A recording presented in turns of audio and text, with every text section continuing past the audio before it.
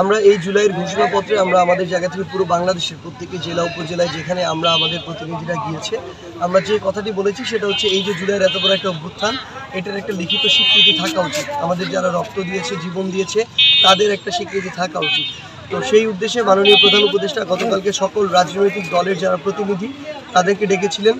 তাদের সমন্বয়ে এখানে একটি আমরা আমাদের জায়গা থেকে মনে করি গুরুত্বপূর্ণ এবং ফলপ্রসূ একটা আলোচনা হয়েছে, যার ফলে রাজনৈতিক দলের যারা রয়েছেন প্রতিনিধি ছিলেন তারাও তাদের জায়গা থেকে এই বিষয়ে সম্মত হয়েছে যে এই অভ্যুত্থানের অবশ্যই একটি ঘোষণাপত্র থাকা উচিত এবং আমরা বিশ্বাস করি খুব দ্রুত সময়ের মধ্যেই এই ঘোষণাপত্রটি পুরো বাংলাদেশের মানুষের সামনে আসবে, যেখানে আমাদের যে বিগত 16 বছরের যে মানুষের উপরে যে অত্যাচার নির্যাতন এই যে প্রেক্ষাপটটি তৈরি হয়েছিল এই অভ্যুত্থান সবচেয়ে গুরুত্বপূর্ণ যে বিষয়টি এই অভ্যুত্থানে যা হয়েছে বৈষম্য বিরোধী ছাত্র আন্দোলনের নেতৃত্বে যেভাবে এই অভ্যুত্থানটি সফল হয়েছে এবং আমরা যারা এই অভ্যুত্থানে ফ্যাসিস্ট বিরোধী সকলে অংশগ্রহণ করেছিলাম আমরা এই অভ্যুত্থান পরবর্তী বাংলাদেশ নিয়ে যে স্বপ্নগুলো দেখি তার সামগ্রিক একটি রূপরেখা আমরা এই জায়গায় দেখতে পাবো।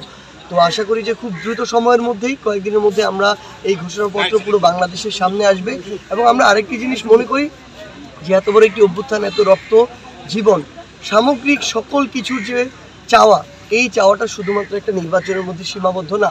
আমরা অবশ্যই মনে করি দ্রুত সময়ের মধ্যে নির্বাচন হয়ে জনগণের যারা প্রতিনিধি হবে এই স্বচ্ছ নির্বাচনের মাধ্যমে তাদের কাছে ক্ষমতা যাবে, কোনো সমস্যা নেই।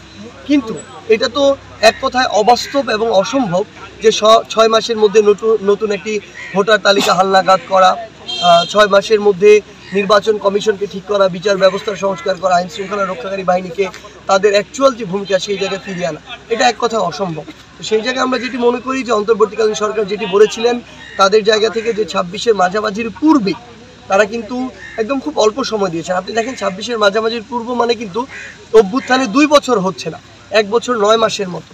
তো সেই জায়গায় আমরা মনে করি সেটা হোক কিংবা তার যদি 2-4 মাস আগেও তারা মনে করে যৌক্তিক সময়। আমরা আরেকটা শুনলাম যে বলা হচ্ছিল যে 25শে ডিসেম্বর বা 26শে জানুয়ারি এই উইন্টারের মধ্যে এটি হবে। সো যেটি যৌক্তিক হবে আমরা সেটিতে কখনো দ্বিমত করব না, কিন্তু যদি এটা বলা হয় যে এবছরের জুন, এটা আমাদের কাছে সম্পূর্ণ অযৌক্তিক। তো সেই জায়গায় আমরা মনে করি যে একটা স্বচ্ছ নির্বাচনের জন্য কিন্তু এই প্রতিষ্ঠানগুলো নির্বাচন কমিশন, বিচার বিভাগ, আইন শৃঙ্খলা রক্ষাকারী বাহিনী তাদের একটা গুরুত্বপূর্ণ সংস্কার প্রয়োজন। সেই জায়গা থেকে সংস্কারগুলো হওয়ার পরপরই আমাদের যদি আমরা নির্বাচনের দিকে যাই তাহলে জনগণের আশা আকাঙ্ক্ষা অনুযায়ী যে একটা নির্বাচন আমরা প্রত্যাশা করছি সেটি হবে বলে আমরা মনে করি। না, এটা কোনোদিন আগে পরে করার আসলে বিষয় না। আমরা মনে করি দুইটা একই দিক থেকে চলবে।